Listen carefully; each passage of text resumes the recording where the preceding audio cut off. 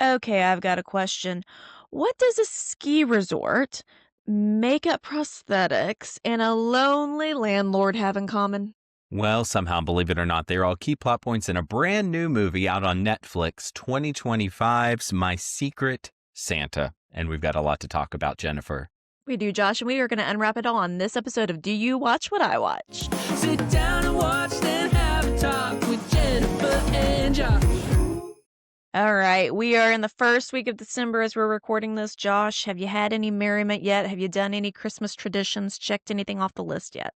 Well, we've got the house all decorated. We've got our holiday neighborhood open house invites out. I was planning some things for the coworkers this weekend. So we are in the throes of it. What about you guys?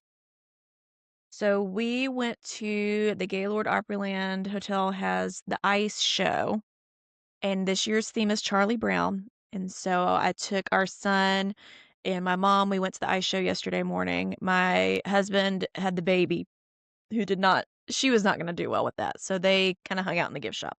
So we did that, and that I felt really love that. festive. And Yeah, then we went. tonight, go ahead. I was just going to say, we went right after Thanksgiving with the extended family and had a lovely time at ICE. It was great. It's awesome. It's so awesome. And then tonight we met Santa and got pictures with him. And then we drove around and looked at some neighborhood lights. There's one neighborhood kind of close to us that, man, there's so many houses in that neighborhood that deck it out. I mean, some houses have themes, like one has all these inflatable, like, it's like farm themed. It's like pigs and chickens and cows, and it's just so fun. Another one had every inflatable Santa you could think of. So we're big fans of that. So we got that going, and I wore my bedazzled Santa sweatshirt to see Santa, but I did not get my picture taken with him because it would have cost extra money. Of course. Yeah, of course. Just wave. Well, Santa is front and center of this brand new movie that we are recapping and reviewing on Netflix, getting into the game of the holiday movie a little bit more this year, Jennifer. Yeah, I think they had, what, 4 new releases? I think this is the only one we drafted. If you're new here, we randomly draft which movies we're going to talk about because we just don't have the bandwidth to do it all. But I think this may have been a good choice. So let's see. Here's the summary. A vivacious single mom. Would we call her vivacious? I don't know. I don't know. Yeah. But here we are. She's in need of a job and decides to disguise herself as a man in order to get hired as the seasonal Santa at a luxury ski resort. But when she starts to fall in love with the hotel manager, complications develop that could ruin everything. Let's go. Okay, so we open with a Kelly Clarkson Ariana Grande Christmas bop, which it cements right out of the gate. We got that Netflix money, y'all. I know. We are doing it. We go to Klotz Candy Company, and cookies are being meticulously iced and decorated. Our leading lady, Taylor, right, was her name, I believe? Yes, And Taylor. she's the leading lady from Virgin River, which I've never watched, but I've been told I should watch it. So maybe in the off season in January, I'll take a spin on that. Anyways, she is tossing out a cookie because Santa looks depressed. It's not up to her standards. And then her boss comes in, and turns out Klotz Cookies has to downsize, and she's the one to get the boot right before Christmas. He says Christmas cookie purchases are at an all-time low, and I would probably beg to differ. Christmas? What? I know. Seems like a weird time, but I guess we needed the plot point, so here we go. Yeah. So she's a single mom with a teenage daughter, and they live in like an apartment or a duplex kind of group living situation. She drives a beat up van. Like, you can tell money's tight and has been for quite some time. And she's late on her rent. Her landlord's given her the business about that. She just had to put a new carburetor in her van. So things are not very holly and jolly in her personal life. Her teenage daughter, Zoe, has been accepted, though, to a snowboard academy. Wahoo! Except it's very, very pricey. And she didn't tell her mom she was applying because she didn't think she'd get in. Now that she's in, it's like, how are we going to come up with the money to pay for it? And mom is like, I'm going to make it work. I really want you to do this. I'm going to figure it out. She takes a bunch of old vinyls to a local record store to try to sell, and a hunky guy walks up and tells her how he loved the band on one of the vinyls, Screaming Kittens. Turns out she was the lead singer and guitar player of Screaming Kittens back in the day. The guy at the store gives her $150 for some records, and this hottie McHotterson follows her out of the store, and his name is Matthew. Turns out he's back in town for a little bit, and he asks her if she knows anywhere to get some hot cocoa. She tells him a place down the street, but she's not going to go with him. She's not biting. She's not interested in dating right now. Things are just too complicated in her personal life. He was on a show. Oh, and my husband watched it, and he looked it up and told me what the name of the show was. It was a medical show, and he said he was great on there, this guy. Thought he looked familiar and I couldn't place him. So leave it to Mrs. Jennifer to put it together. Yeah, he knew right away. Okay, so she then goes to her brother's place, and it's brother, and I don't know if it's his husband or his fiance or boyfriend. That's unclear to me, but his partner, we'll just say. And she tells him about how no one's hiring right now, but she really wants to come up with the tuition money.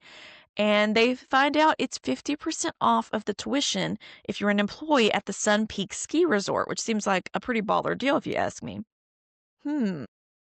Cut to the resort, and their recent Santa quit. And we meet big shot Tia Mowry, who I think her character name is Natasha, but I'm going to call her Tia for the rest of the movie review. It is Natasha, yeah, but let's just call her Tia, yeah. She's Tia. Now, we just recently talked about a movie with her sister, Tamira Mallory Housley, on Hallmark. Usually Tamira is on Hallmark. Tia does the Lifetime beat, and now she's on Netflix this year. So always happy to see a Mallory on my screen.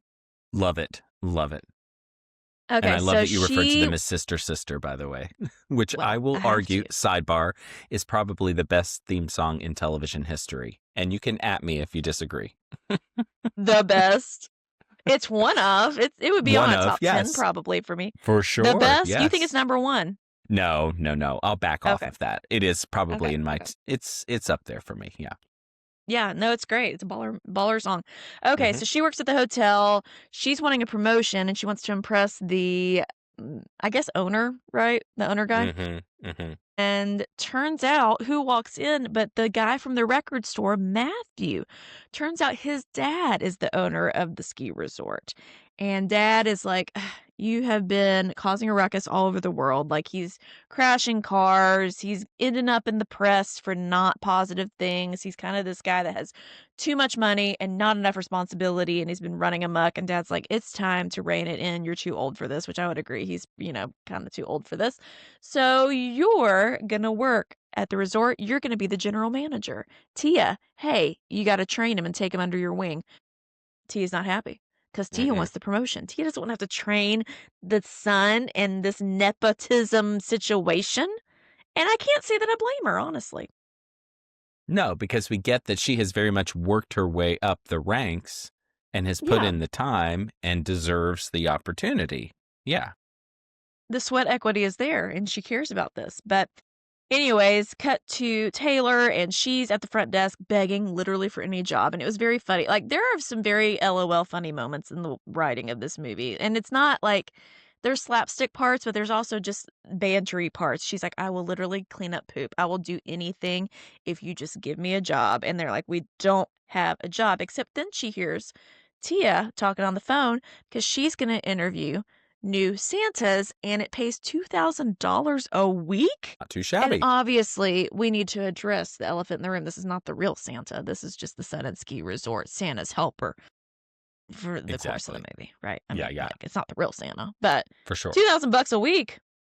I'm not bad about it. Yeah. So she's kind of, you can see the wheels turning with Taylor. All right. Let's see. Taylor has a great idea. She's going to have her brother and his partner turn her into Santa so that she can get hired. I guess they have some kind of film industry, theater background because they have all of the tools of the trade to make prosthetics and fat suits and airbrush the face and costuming. I don't really know what it was, but if you've ever seen Mrs. Doubtfire, you've seen this sequence of the movie because they're turning her into Santa Claus. And I do appreciate what Netflix does. They always put an Easter egg to another Netflix movie for the Christmas one. So they showed the inspiration was the Netflix Christmas Chronicles Santa as like the inspo for her whole look during this sequence. And I did enjoy it. What did you think about all this? I loved it. It was very Mrs. Doubtfire, except with like a 2025 flair because they used something, I don't know what, to scan her face so that it was like perfectly molded to her. And you're right. We could have used maybe a line or two to explain why her brother and his partner were very much in this world, because this is not a skill set the average Joe would be able to pull together. No. So we just have to make some assumptions and fill in the blanks there. But Taylor's off to the Santa auditions, and right away Tia is with the other guy that works at the kind of her right hand man at the resort. And she's like, no, no, absolutely no, all these bad Santas. And they think they've run out of luck. Matthew walks in late for the audition because Tia lied to him. She told him it started at one time when really it started at another because she's trying to set him up to look like a buffoon. Naughty list, Tia. Anyways, then Taylor walks in her Santa garb, and she recognizes Matthew immediately as like, uh-oh. She comes up that her name is Hugh Man. Human. First name Hugh, last name Man. And she's hired on the spot. They're not going to do a background check because they don't have time, which is absolute insanity. Plot hole. No, Plot no, hole. no. No. Big issue with that. But hey, she's hired. She talks then. She's in the locker room getting dressed, right? To like change of clothes into the full regalia because she's going to start working immediately. She talks to shirtless Matthew in the locker room and he swears they've met somewhere before. And, more to come. It's the tree lighting ceremony. The audience is rowdy. This audience is heckling Matthew because they know his reputation and they're giving him a hard time about it. And then Matthew and Santa, I'll just refer to Taylor if she's Santa as Santa. They push the candy cane down and it like explodes the Christmas tree I at the know. ski resort. Somehow it goes up in flames. And God bless the elf assistant. I forgot to write his name. I think his name was Jimmy, maybe. He tries to get everyone to do like a group sing along, and it doesn't go well. And it does not look good on Matthew because this was his like first real gig being the representation of the ski resort. All right, we've laid the groundwork. What are you thinking about at this point in the movie? I think this movie so far for me felt really funny. It felt kind of fresh. I liked the leads. I liked the B characters around them. I was invested. What about you? Same. The pacing felt really good. Like it was not draggy at all. We were off to the races. All right, it's Zoe's first day at school because I guess they gave her an advance. I don't know. Somehow she came up with the money. Zoe's in this snowboarding school. She gets made fun of by this little twerp, Ava, and her cronies because her snowboard is out of date. Rude. So rude. Santa talks to Matthew as herself because she's like, oh, my daughter is here at going to the school and it's very cute. It's time for Santa's village to open up. We get a sitting on Santa's lap montage and Santa Taylor is bombing it. She's treating the kids like a total mom. Like one kid, wanted a horse or something and she's like, what are you going to do with that? Like being very logistical about it all. And then she's like, one kid sneezes in her face and she says, oh, you're getting antibiotics for Christmas, which it was very funny, very quippy, but she's not connecting with these kids. She offers to give one kid toothbrush and floss because they had a lot of plaque in their mouth. She offers to give one a nice sweater instead of what they really wanted. It's not going well. So then one overzealous kid jumps on her and busts whatever her stomach was made out of. It was like a giant bean bag or something. And the beans spill out of the bottom of her for a very long time. Very long time. And then she says something like, oh, time to go feed the reindeer, and like grabs the bottom and wanders off. And the execs at the hotel or the resort are like, what have we done? This is not good. She gets home in a rickety van to the apartment complex, and the landlord comes out to be like, hey, where's my rent? And she sees Santa, and Taylor Santa lies and says, "Oh, this is, I'm Taylor's dad." And the landlord then gets the hots for Santa. Have you seen this woman before? This landlord character, by the way? Yes, but I don't know from Yeah. where. So she was in another Netflix Christmas movie, Noelle. Have you ever seen Noelle? A long time ago. Yes. Yes. So she Okay. plays the mall manager in Noelle, who is also very thirsty in that one as well. So this is sort of her lot in life to play these really thirsty middle-aged women. That's a good way of saying it. She's very, very thirsty for the hot cocoa, if you know what we're saying. Yes. Which is something that sets Netflix apart from maybe a Hallmark flick. It's a little 'Cause remember spicy. A last year little with Hot spicy. Frosty, there was that whole scene with the neighbor. He was trying to help her get her car started, and it was thirsty for sure. All They right. understand their target Taylor's demo. continuing Yeah. Taylor's continuing to flop as Santa, and she's getting bad press, which is in turn giving the resort bad press. Matthew takes Santa to a bar to talk about it and is like, just say yes to these kids' requests. Like, we don't need to make it that big of a deal. Her beard catches on fire and she runs off. Santa then has the tides have turned. She has a great encounter with a little boy where she tells him, "Hey, what are you scared of?" And he says he's scared of the dark. And she says, "Me too." And they talk about their feelings. And then suddenly word gets out because everybody is just all abuzz on socials about this Santa at the ski resort, I guess. And a ton of people start showing up. They're packed out to the hilt to meet this Santa. She even leads everyone to sing a rousing rendition of Jingle Bells, including a girl who has a stutter. But if you sing, sometimes your stutter is lessened. So that was super heartwarming. This moment goes viral, and Dad is very impressed with his son, Matthew. Tia is none too pleased because she was hoping this would all flop and look bad on Matthew because she wants to take his job and get the promotion. So she starts to do a deep dive search on Santa and who is this Hugh man.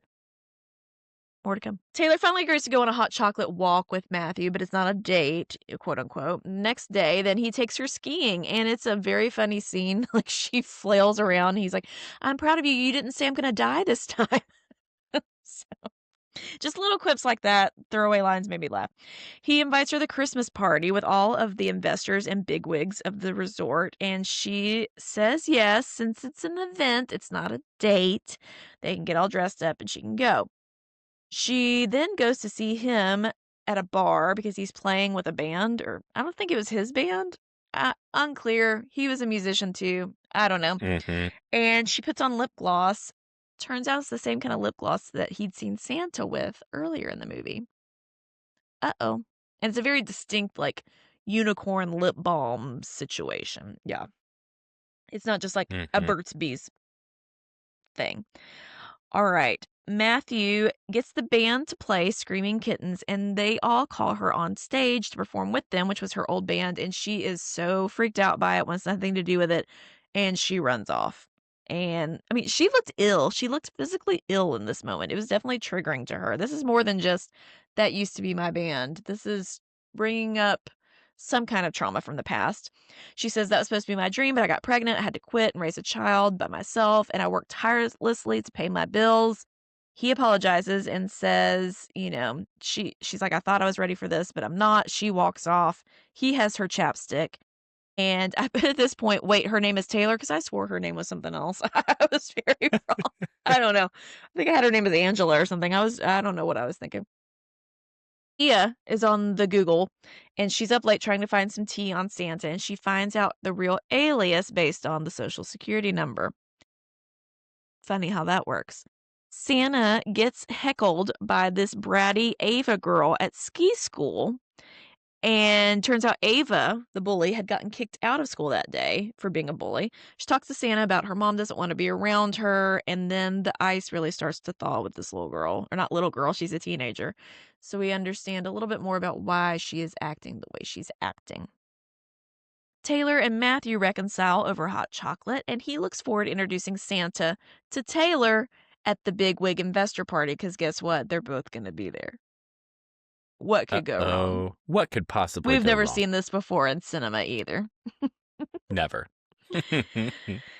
Taylor goes with him to the party. She's all dressed up, and her brother and his partner are staged at the end of a hallway near the ballroom or whatever to help her get in and out of the Santa regalia because you guessed it. She's Taylor, then she's, oh, I have a cough. Then she's Santa. Oh, I need to go to the bathroom. And then she's Taylor. And we're going back and forth time and time again. Very much Mrs. Doubtfire, but I'm very much here for it because it was very entertaining. And at one point, the brother's partner gets distracted by some celebrity or something, and he walks off his post because he was kind of standing guard to make sure nobody else was in the bathroom when all this Santa switcheroo stuff was happening. Matthew goes to the bathroom and sees Santa, his boots in the stall with somebody else. Whoopsie. Again, nothing you would see on Hallmark. Nope. But Definitely Netflix. he's like, I'm sorry. Yeah. Sorry about that. Then, what happens? Tia rats out in front of everybody, including a bunch of children, that Santa is not who we think he is. It's really Taylor, and um, Santa's an imposter. And an employee runs in looking for Taylor Jacobson before Taylor could kind of try to defend herself because guess what? Her daughter Zoe has been hurt on the slopes.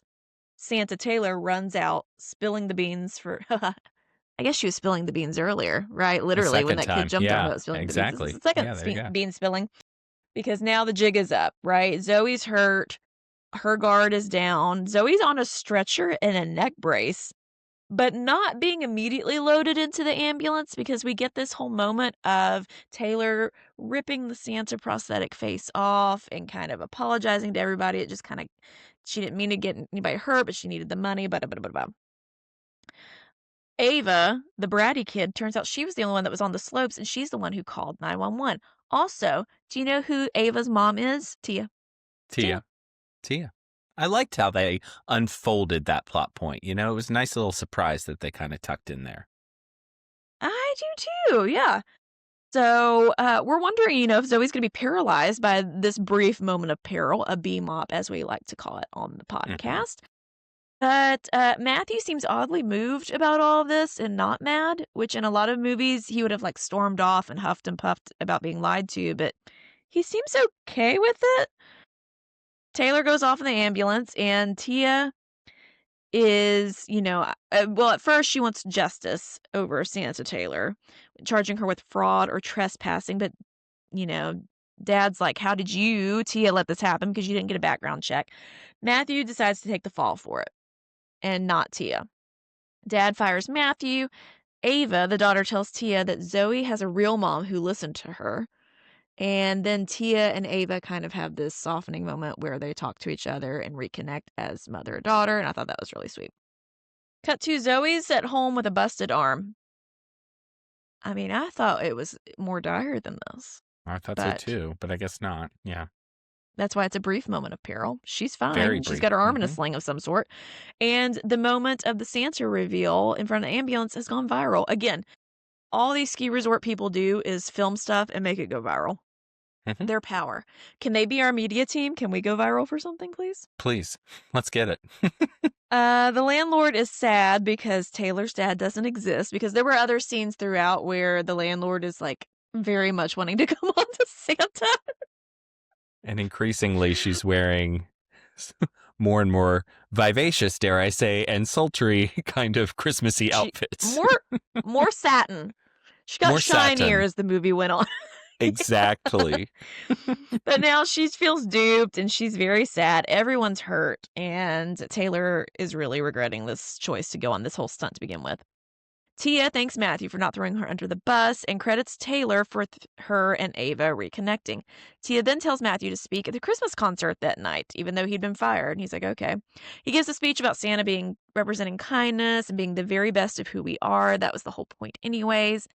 Taylor and Zoe show up. Taylor walks on stage to apologize to everyone in front of this crowd of about 20 people. Would you say 20 to 30? Yeah. The budgets for extras must have been a little low on this one. Mm-hmm. And it must be so cold when they film because there is icy breath all throughout this movie. I noticed the same thing. I was like, dang, they actually did shoot this in winter because you're right. There's a lot of icy breath happening. Yeah. They did the thing. Yeah. The crowd tells Taylor to not leave Matthew, and they kiss, and the crowd cheers, and they all beg Taylor to sing because, she was in the band, and then she grabs a guitar and totally rocks out to a version of Run, Run, Rudolph. Just had it in her repertoire. I mean, she just Just remembered all the chords like that. just, Yeah. like, getting back on a bike, and he joins her on stage because, he's a singer, whatever, too. Cut to Christmas morning, it's at Taylor's place. Tia turns out is the new London general manager, so she did get a promotion in a different way. Taylor is the new executive director of family events at the resort. Zoe got the new snowboard that she wanted, and Matthew's dad is there, and he's very proud of his son, Matthew. This is all very heartwarming. Taylor then goes knock down the hall and invites the landlord up to her place to spend Christmas with them because she knew she'd be alone. And immediately, y'all, this landlord gets out ooga eyes for Matthew's dad. And they are under the mistletoe. There you go. Merry Christmas to all. And to all a good night. It's time for Gold or Coal. All right, it's time for our Gold or Coal segment. If you're new to the podcast, here's what we do. We each bring 3 gifts, and the total tells you if we think it's worth the watch. So if there's more gold in this one, we're going to call it ho, ho, ho. If there's more coal, we're going to call it a no, no, no. And if it's a tie, just 3-3, we're going to call it a Merry Christmas. Jennifer, you're going first. So my first gift is gold. Like we kind of said already, I really enjoyed this reveal that Tia was Ava's mom and that, she was not a bad person, but she let definitely the business side and chasing this money and promotion, climbing this corporate ladder, shadow her relationship with her daughter, and that they had this reconciliation. I always enjoy the romantic, well, I don't always. I understand there's always going to be a romantic connection in these movies, but I do enjoy when it's also focused on another type of relationship, whether it's the father-daughter or in this case the mother-daughter relationships with Tia and Ava and with Taylor and Zoe. I thought those were pretty sweet moments. So, gold. Agreed. I'm going to give gold to the leads here. I liked each of them. I thought they were great individually in their roles, and I bought their chemistry as it developed over the course of this movie. I liked watching all of that unfold. So, some gold to start for me. Yeah, I gotta look up his name and what he's in. The Secret Santa. Wasn't that what it's called? My Secret Santa. The Secret Mhm. Santa is something different that has a creepy picture that I'm not happy about. Ooh, well, That there might you be have it. a documentary or something. Hold on. His name is Ryan Egold, and he New Amsterdam was the There you medical go. show he was in. Yeah. Sorry. Mm-hmm. That's what it was. All right, my next gift is gold. This movie surprised me in a good way. I think it had a really good blend of ridiculousness, but also heart and humor. And it was just really fun. Like some of these movies get so heavy and they had some sincere moments, but it wasn't, we weren't burying anybody or anything like that. Even the villain of Tia was still she was a pretty likable person, honestly, at the end of the day. I just had fun with it, way more than I anticipated, so I'm gonna give gold. Agreed. I thought it was really great all the way around. I'm going to give some goal specifically for the single mom storyline here. So often when we see a single mom in one of these Christmas movies, it's kind of like a damsel in distress tone where they're just kind of waiting for something to change or waiting for their life to turn around.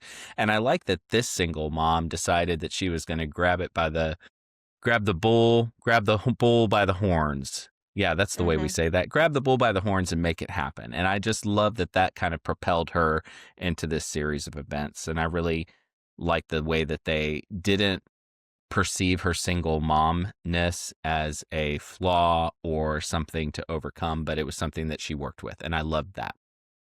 And it was a real thing. I mean, a lot of times on other networks, the single mom still has a gigantic house and time to manage all the things and, like, Mm-hmm. no financial struggle or strife at all, really, and I Never. thought it was Yeah. very realistic that, "Oh, shoot, I've lost my job right before Christmas. How am I gonna make all this work?" I thought that was very telling, very Yeah, realistic. absolutely. My last gift is gold. This is a Christmas movie, y'all. This is not just a movie that takes place around some Christmas trees. You got Santa involved, obviously, and I think all the Christmas tree lighting and the sing-alongs, and you got Jimmy the Elf, and I thought it was just really full tilt Christmas, fun movie through and through. Did not expect to love it as much as I did, but I've already been telling people because not all of my friends have Hallmark, right? And maybe not all of you have Hallmark, but most people have Netflix. So if you're looking for a Christmas movie to get you in the spirit of the season, I think this is it.